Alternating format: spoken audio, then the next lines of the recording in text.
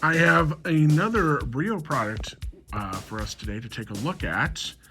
This is what they call the Viaduct Bridge. This is BRIO 33351, the Viaduct Bridge.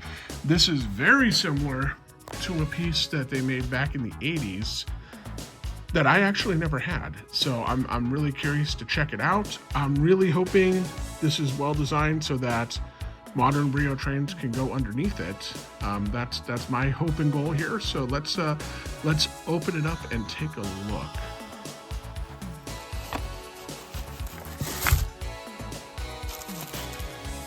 It's so much taller out of the box, but that's right, I guess. Anyway, nothing much here. Just a piece of tissue paper and a little pamphlet with BRIO products. And then this should go together just like this. Alrighty. Okay. And that's it, just 3 pieces, but they're big chunky pieces. They make that nice hump. And this is the Viaduct Bridge. Now I'm going to grab some more track. Let's put together a little layout, and I'm thinking a figure 8's the best way to go. So it can go around, hopefully through the arch there, and then back around and up and over. Let's see if that works like I hope it's gonna work.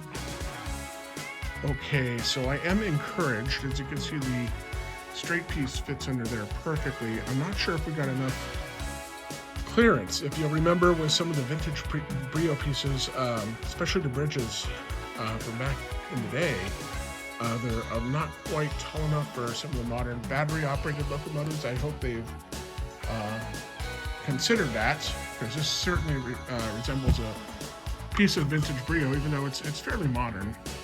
Let's start putting together some track and see if this works like I hope it will work. So since this particular piece so closely resembles some vintage BRIO, I got some old BRIO rolling stock and an old BRIO locomotive. Just because I thought it'd be fun to run on something that looks old. But the most important question is, does the Mighty Red Action locomotive fit under that? I think it's going to be really close. I'm not sure. We'll find out. But as you remember, the arch girder bridge that I had from back from like the early 1980s, that didn't work with this, and that was a real bummer. But let's see. I'm cautiously optimistic.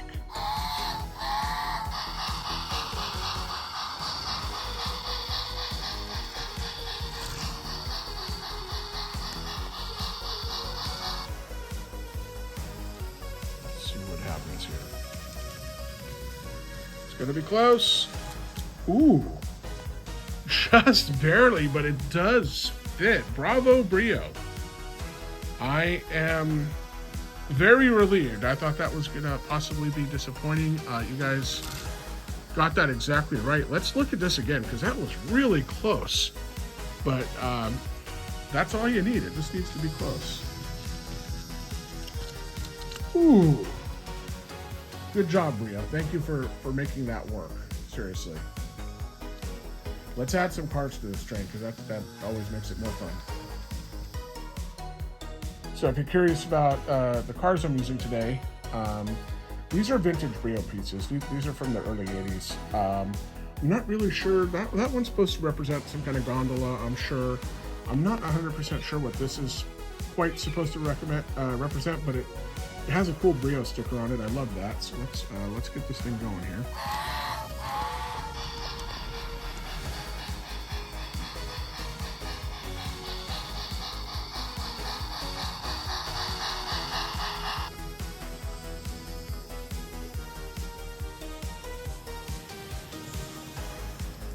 And if you remember back to when I actually reviewed the Mighty Red Action locomotive quite a while back now, with a fresh battery in it, it was able to haul 8, 9, 10 cars, something like that, and still climb a hump like that.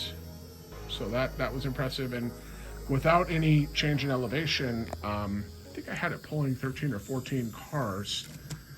That was a little tricky to do with some of the newer cars because the magnets aren't as strong on the newest stuff. But if you put your If you have some vintage BRIO with the stronger magnets and put it at the front of the train, we made it work. So for a little thing powered by one AA battery, it's a bit stronger than you might think.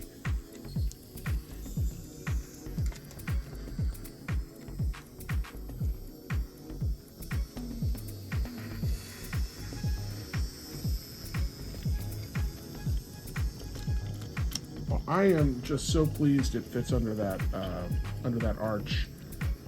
You know, no idea. I was very worried it wasn't. So very pleased about that.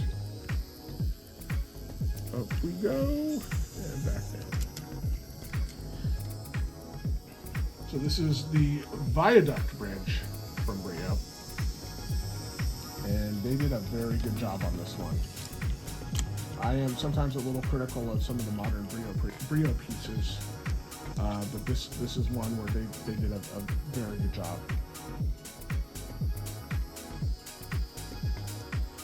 Just a reminder, I have a new channel. If you like watching, well, in addition, if you like watching BRIO trains, that's why you're here, but if you like watching real trains, maybe while you're playing with your BRIO trains, check out my new channel, Rail Watch TV, right here on YouTube.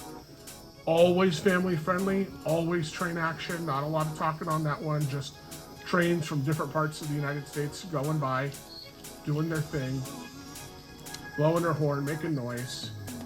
It's a fun channel to watch. I do a lot of rail fanning in Ohio and Pennsylvania. I get into West Virginia a little bit. I'll be going to Indiana and Michigan soon, and I'm certain I'm going to be doing California and New Mexico in the near future. So be sure to check that out. There's a new video on Rail Watch TV every Sunday morning at 11:30 Eastern is when the new videos pop up, and it's there's not a certain number of trains per video per se, but all the videos right now, I'm making them about 20 to 25 minutes long, so you'll see a few trains, and there's a dozen or so videos right now, so please check it out. I hope you'll subscribe.